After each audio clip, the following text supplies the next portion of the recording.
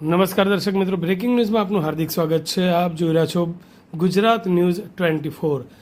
અમરેલી જિલ્લાના ધારીમાં petrol pump ઉપર હુમલો, ડીઝલ મુદ્દે 4 શખ્સોની મારામારી, સંચાલક ઇજાગ્રસ્ત. અમરેલી જિલ્લાના ધારી વિસ્તારમાં આવેલ નસીદ પેટ્રોલ પંપ પર ગત રાત્રે ચોંકાવનારી ઘટના સામે આવી છે. મળતી માહિતી અનુસાર ડીઝલ પુરવઠા સંબંધિત બાબતે 4 અજાણ્યા શખ્સોએ પંપ ઉપર આવીને હંગામો મચાવ્યો હતો. આ શખ્સોએ પંપના સંચાલક સાથે બોલાચાલી કરી બાદમાં લાકડી વડે હુમલો કર્યો હતો, જેના કારણે સંચાલકને સામાન્ય ઈજાઓ પહોંચી હતી.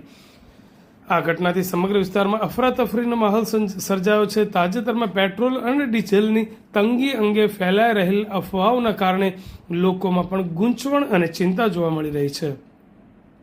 આ ઘટના અંગેની જાણ થતાં જ ધારી પોલીસ તંત્ર હરકતમાં આવ્યું હતું અને આરોપીઓને ઝડપવા માટેની કાર્યવાહી શરૂ કરી દીધી હતી.